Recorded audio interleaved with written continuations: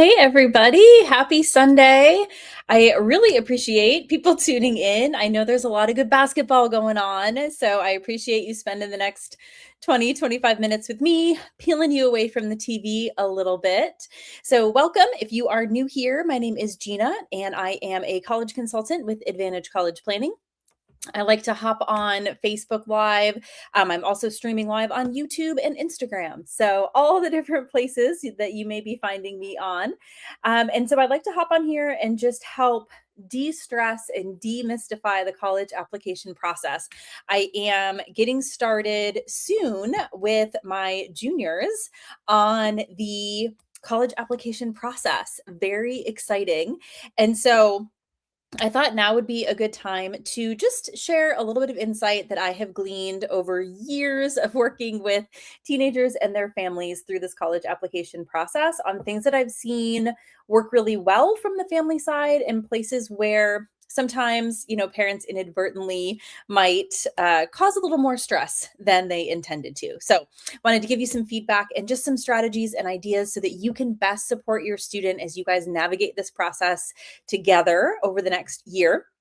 I would love to know where you are tuning in from, what year your student is. Again, this information will be really specific to current high school juniors and their families as they're getting ready to jump into this college application process. But if you have younger students, it's always good to have a little heads up of what's coming.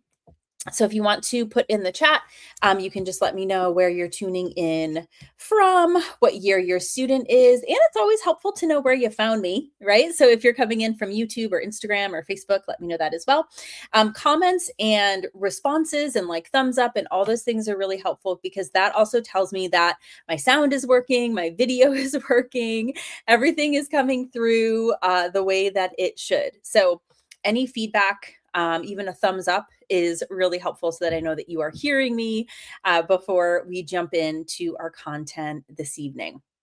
So I hope you are all well. And we'll go ahead and get started. I haven't gotten any thumbs up, but I also haven't gotten any comments that you can't hear me. So we are going to just jump in and hope for the best. All right, awesome. So let's start out just talking about stress. Oh, yay, I have one. Okay, great. You're in Cary and everything is working perfect. And you are working with one of my colleagues. That is wonderful. Great. So, we've got your back here, but these will be some things that will hopefully help you navigate the process smoothly in your home over the next year. So let's just talk about like framing this whole thing to start with, because I think that's always a good place to start. So I need you to go back, or maybe for some of you, this was more recent, but think about when your child was first learning to drive. They just got their permit. They're really excited, maybe also nervous. You're excited, also terrified, right? Because the stakes feel really high. So their safety, their independence, the responsibility that comes with driving. This is a high stakes, big deal situation. And I am sure that there were moments when maybe even now that they have their licenses, when you're driving with your student and you might have that urge to like reach over and grab the wheel, right? But we know that when you're driving, if someone else reaches over and grabs the wheel, right, that's going to probably not turn out great. So your student can't learn to drive if you're the one doing the steering the whole time, right? And so that's exactly what is going to come into play with this college application process. So your student right now is learning how to navigate this entire complex, unfamiliar world that they have stepped into. And your role is going to be to step to the side, get in the passenger seat, and coach them, but not take over with the process. So the goal isn't just about getting into college. A lot of times families and students come to me and their goal is to get into X college or get into college. But really, we need to reframe what success looks like. It's really more about building independence, building confidence, building decision-making skills throughout this very last end of their journey before they go off by themselves, right, to their college campus. So as parents, I see that your stress is very future focused. you're thinking about, will they get in, right? Are they ready? Your students tend to have stress that's more present focused. They're thinking more like, can I handle this process? Where do I even start? So you're kind of looking at it from different perspectives. And so, for better or for worse, right now, you guys are in the car together and you are about to merge on to 540, right? And the speed limit is 70, and most people on 540 are doing a little bit more than 70, right? And everyone's kind of bracing for this moment. That is how this process feels for your student. And I am sure that that is how this moment is feeling for you as parents. But what I have learned over years of doing this, and I have my own kids myself, is that when parents take over, the stress of the process doesn't disappear, right? Being in that car with them and the stress of being in the car with them doesn't disappear. It just transfers. Okay. So, you as the parent, if you take over and say, you know what, get out of the car, never mind, I'm just driving us home, or I'm going to drive on this part of the highway because it's a little bit tricky, right? Like, I'm going to take over. You are feeling temporary relief in that moment, but your student is losing confidence. Your student, it lost ownership of that moment. And I see that type of situation happen over and over again in the college application process. The key thing I want you to remember as we talk a little bit more this evening is that from the passenger seat, your calm matters more than your control over the situation.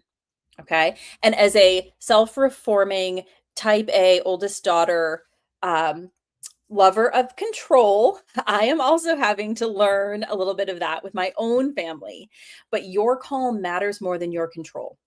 So keep that in mind as you're thinking about what all the things we're going to talk about tonight. So here are the things that your student actually needs from you. Okay, there are 3 key things throughout this entire process that your student needs from you that they can really only get from you. Okay, and this is where I want you to be focusing your energy. The first one is encouragement. Think about, you have been with them since they were very, very little. And they have been through very difficult, challenging things, from learning to walk to the very first time they joined a sport or a musical instrument or any kind of activity. And it was hard and it was scary. And we all were feeling our excitement and our nerves. And you were cheering them on, right? From the side, you were telling them, you've got this, right? You can do this. You weren't jumping in and going on the soccer field and kicking the goal in for them. You were cheering them on from the sideline and letting them know that you believe in their ability to handle this situation. So, encouraging them along, positive affirmations, and again, reframing the concept of success. We don't want to only focus on outcomes because we can't always control outcomes in college admissions. That is one of the hardest things that I see as a parent in the college admissions process, is we have no control over it, right? There are so many other things in your child's life throughout all of your years of raising them that if they weren't happy or they didn't get an opportunity that they wanted, there was quite possibly a way that you could intervene and soften that blow, or kind of create an opportunity maybe where there hadn't been one before. College admissions for some of these kids is the very first time in their lives that they want something that they don't get. And they have to feel their feelings around that, right? And I know that that's what is driving a lot of the stress that you as a parent are feeling. And we can't change that. But what we can change is the way that we define success in the college admissions process. So if we're defining success as the effort that they're taking, the way that they're growing as a person, the little moments that they take on that they can be proud of, and not, did you gain acceptance to X university that you don't have control over, then they're building their confidence throughout, but you're also going to be so much happier no matter what the outcome is at the end of the college admissions process. So as an action step, I would recommend every week when your student gets into this process, name something that they're doing well. Catch them being good, right? So maybe it's that their college consultant asked them to turn in a draft of their essay by a certain date and they did it. maybe it's their college consultant asked them to attend a webinar, a workshop to create their Common application, and they attended that workshop. Right? Maybe you asked your student to register you and them to attend an open house or a campus visit over spring break, and they actually went online and did it. Right? So we're gonna affirm them for the things that they're doing well, and that's going to encourage them to keep doing those things. So the first thing above all else is encouragement. The second piece is accountability. And so this is where we're looking at, this looks like saying, what is your plan? Okay. So instead of, the goal is to help them stay on track, not do it for them. And this is also really, really hard. Again, like I get it. Type A, if I get an assignment, I'm going to get that assignment done within a very short time of being, assigned it, and I'm meeting the expectations and I'm doing all the things. And you might have a student who is not that way and you are that way. And that's a little stressful for you, right?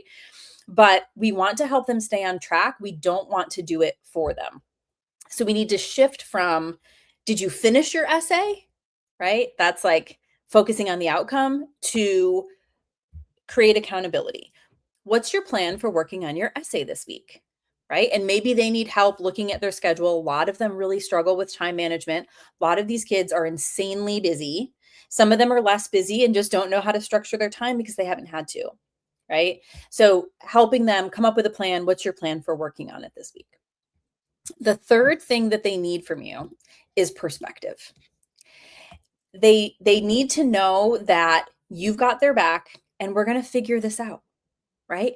Normalize setbacks, reduce the pressure around everything being perfect. Okay.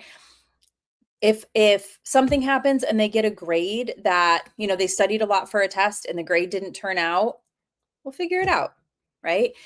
Things are going to happen, but putting all of the pressure on like making sure that everything is exactly perfect or the whole plan will fall apart at this point in the journey is not going to do anything to help your student with their applications. And it probably is going to create negative energy and tension in your home. And for many of you, this is the last time your kids are going to live at home, right? They're going to move off to college and they're going to be gone. We don't want this last year to be filled with strife. Okay.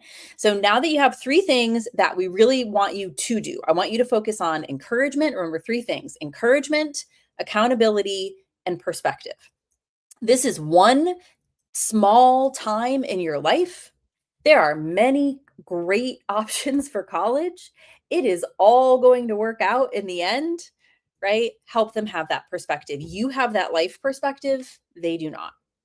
So now let's talk about things that over the years I have unfortunately seen parents do and that have created more stress and not helped at all in the college application process. Okay. Three things. Please don't do these. Okay. First one is, we're going to stick with this car analogy. I don't need you to grab the wheel. Please do not grab the wheel. So it's going to be fine. Okay. Your student needs to learn how to manage this themselves. Grabbing the wheel in college admissions, often what I see the most is parents rewriting college essays. I see it all the time. Parents are worried about ChatGPT and AI.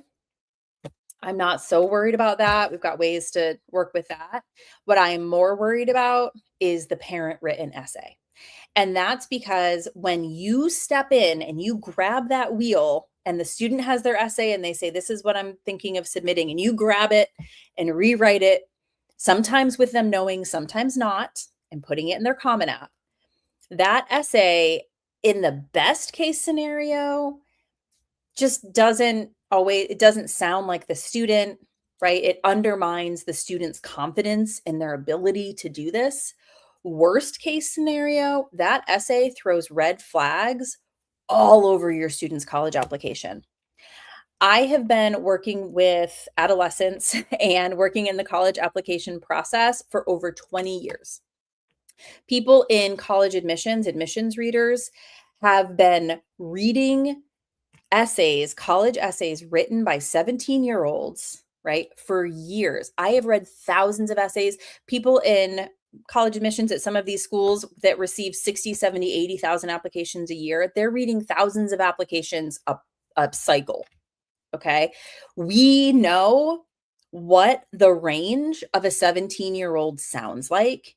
And we also very clearly know what an adult's writing trying to sound like a 17-year-old sounds like. When you have been doing this work, it is glaring. It is so obvious.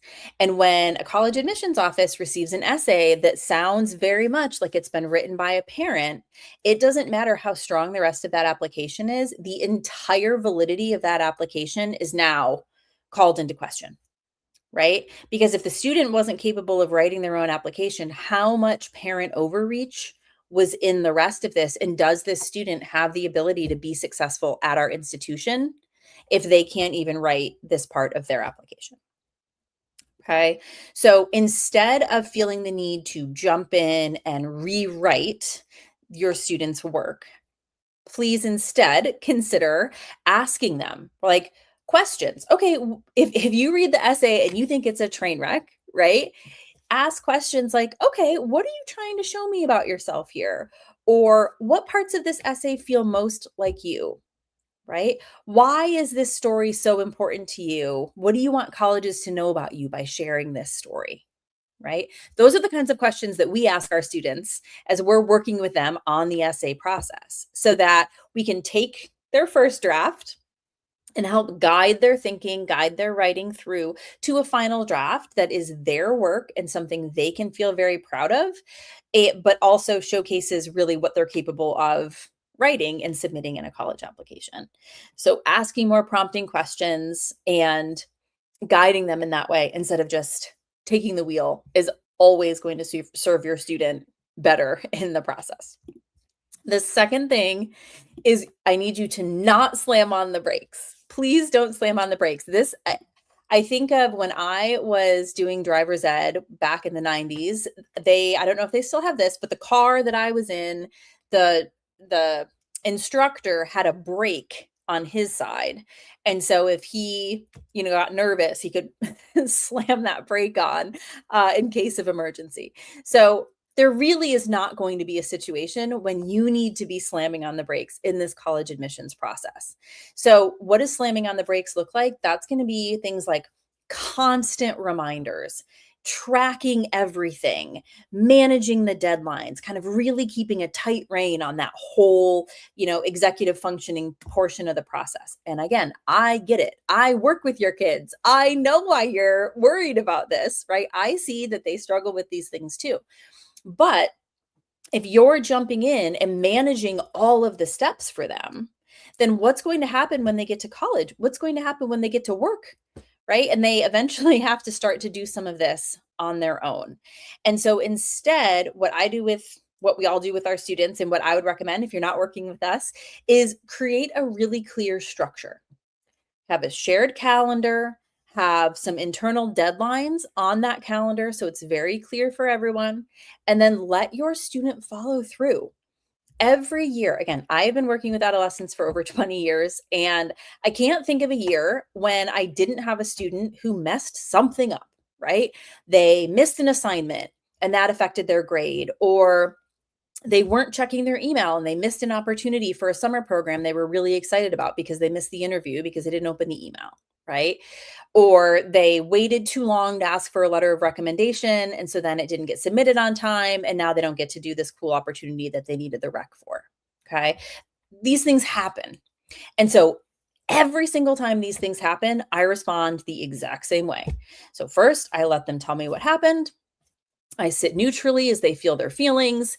They are mad, they are angry, they blame others, they blame themselves. They, feel whatever they're going to feel about the situation. They come up with some miracle plan of how they're going to fix this. It doesn't work that way. And then we feel our feelings about that.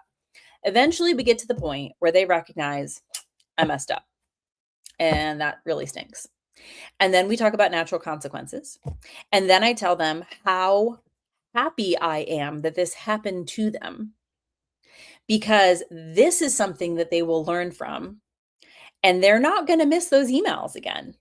right? That student who didn't turn in their online final for their dual enrollment course at the community college and that tanked their grade, and there's nothing that can be done about it. I'm so glad they learned that now as a high school student, because in the grand scheme of things, it's not that big of a deal. We can recover from that. We'll figure it out. Perspective, right? That's where the perspective comes in. I know it's going to be fine. They think it's the end of the world.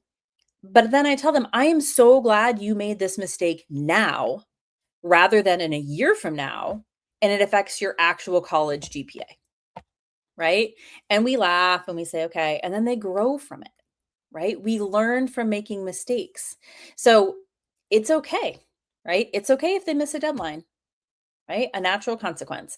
But obviously, we want to build in structure and support so that that's not happening. So coaching them, teaching them how to be using these calendars and planning out long-term planning to hit internal deadlines, that's going to help them not only get through the process smoothly, but to be more successful once they get into the actual college experience. The last one is you can't ride along forever.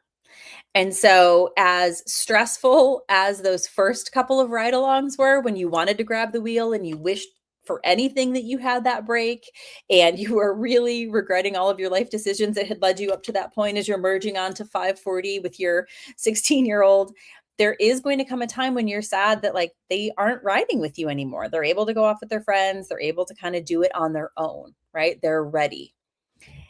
We can't have you riding along forever when they're going through this college admissions process and you're a bit over involved. And so what that looks like sometimes for families is all sitting in on student interviews. So some colleges will offer students an opportunity to interview and get to know more about their school, the school to get to know more about the student. If it's meant to be a one-on-one interview, and if the parent is either lurking in the back of the Zoom meeting or comes in for the interview, that's sending a signal to the admissions office that the parent isn't confident that their student can handle this, right? And we do know when you're lurking, right? There are always tells when there is somebody just sitting off screen. There are eye movements, there are things that tell us someone else is in this room right now. I've seen it in admissions, I see it all the time now in my work. And so we have to get to a point where we're ready to say, okay, they're prepared for this, right? When I worked in admissions, this often looked like parents who would come in with their student on a campus tour and they get to meet with me in admissions and we're just chit-chatting, not like a formal interview or anything, but the parent's asking all the questions. And the parent is answering my questions of the student. So tell me, what it is that you're looking for in your college experience. And then parent jumps in. Well, they really want this, this, and this, or this is the major that they're really interested in, right? That type of thing is really undermining, again, your students' confidence in their ability to present themselves to the college. Sending emails on behalf of your student to the college. So these are all things developmentally by this point, it's really great for the student to start doing on their own. And again, I work with a lot of your students. I know that some of them don't feel ready for this, right? And that's okay. Our job is just to help them get there. Our job, again, is to coach, not do it for them, teach them how to do it. Right? So maybe that looks like practicing interview questions ahead of time. Again, if you work with us, that's already something that we're doing. If your student has a college interview, we're going to be doing a mock interview. We're going to be doing practice. But if you're not working with us, that's something you can easily do. We talk about questions to ask when they go on campus tours, right? Plan ahead. Okay, we saw in our itinerary, we're going to be meeting with admissions. What are some things you might want to tell them, or what are some questions you might have for them? And then encouraging them to send their own emails to teachers, to colleges, to different programs, but teach them how to do it. Teach them how to have a subject line and a greeting and a body and a signature, right? And capitalize the letter I and all of these things. And maybe you need to do that with them a couple times, right? Maybe you need to dictate and they need to type the first time, wherever that starting point is, but give them the opportunity to start to learn to do it on their own, So these sound like really little things, but again, over the years, I've seen that these are the small skills that really build confidence in the students. That they can do it themselves, that they can own this process. And on the college side, these are some of those soft skills that colleges are looking at when students are engaging with them. Is it student taking the lead, or is it the parent kind of driving the whole process? That becomes a really important factor. So, communication and boundaries, some things to keep in mind that I have seen work. So, remember, parent is the coach, student is the driver of the car, right? The goal is to say, I'm here to support you, but I'm not going to do this for you. I literally tell that to my students all the time, right? I'm not here to do this for you. I cannot work harder than you in this process, but I will support you in whatever you need. I will provide guidance. I will give you whatever you need to be successful, but you're the one who has to do the work. And so I have found that for a lot of families, having a weekly check in with the college application process can be really helpful. Keep it super short, like 15 minutes. Have it be at the same time each week so that your student knows when it's coming. That becomes really helpful because one thing that is important for you to know is that once your student gets into senior year, they are just getting hit from all sides with emotional stress. The stress of senior year, the last first of this and the last of that, and all those big milestone things.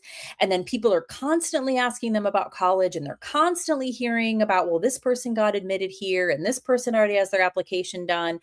All the comparison starts happening. It is like emotional warfare on these students every day. And a lot of them come into my office and just take a big sigh and cry. Okay. They're carrying a lot. And so knowing, okay, on, Sunday afternoon, I'm going to sit down with my family. They're going to only drill me with questions for 15 minutes. I know it's coming. I can handle that instead of just boom, out of nowhere. I was like in the middle of doing my English homework and I'm getting peppered with questions about my essay, or boom, out of the middle of nowhere, I'm getting information about this college visit that I've been registered for. Just being mindful that this it is a lot, and they really are kind of getting hit from all sides all throughout senior year. So if you can contain that, that's going to help them a lot, right? If you think about your player on the field, if you're constantly shouting information at them, they're going to get overwhelmed, so that they know when they're coming. And for questions, stick to things, again, that are process oriented. What did you accomplish this week? What is your plan for next week? Where do you need help? So these are the things that are going to help keep you involved without you grabbing the wheel.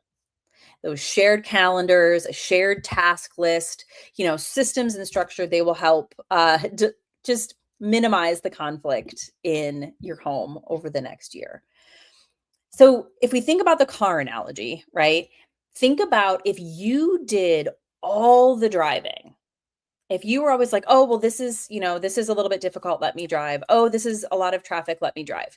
If you always did all the driving and then one day handed them the keys and said, all right, now you're going to just take the car on your own and you're going to go drive through the mountains in Western North Carolina in the middle of a snowstorm. You've got this. No one's going to feel very good about that, right? They're not going to feel prepared. It's going to feel really stressful. But that's what happens when parents take over the whole process and then send their student off to college. Their student gets to college and they got in, but they haven't practiced these independent skills to help them to be successful. And they're also often probably going to be wondering, like, was I really good enough? Could I really have done this on my own? Right? And we don't ever want that for our kids. We want them to be happy and successful and proud of themselves, right? And so supporting them really, in a strategic way from the sideline, that's going to set them up for success. The goal is not just to get them to the destination, but to make sure that they know how to drive when they get there. Okay. So that is my overview on this topic. I I just, I'm feeling kind of worked up about it because I'm getting into the start of this application cycle, and I've just seen some students and families handle this so smoothly, and I've had others where, it's just been a really rocky road and it didn't need to be. And that makes me feel so sad, for the student and the families. So just keep these things in mind. You guys have this. Your students are great, right? They're going to end up in a place that's going to be a great fit for them. And let's let this process be the one last big confidence boost as they head off to be independent adults as they go to college. So I'm going to open it up for any Q&A that people have. And I'm happy to answer any specific questions. You can put that in the comments. I will be able to see those wherever you put them, if it's on Instagram or where am I, YouTube or Facebook Live. You can add comments. Happy to answer those. And yeah, if you don't have any questions, that's great. I will be back on April 19th at this time, and we'll be talking about getting involved in extracurricular activities. So instead of just, start trying to join a club, that's great. But for students who might want to take things to the next level, there are some good opportunities and some good guidance for that. All right, awesome. Well, I hope you all, yes, it does. Good, Erica. So Erica said she's feeling good. It is stressful, but she's been validated that she's doing things right. Yes, great. That is awesome. That is great. Well, good luck to all of you on your application journey. Have fun watching basketball, and we'll see you back here in a couple weeks. Bye.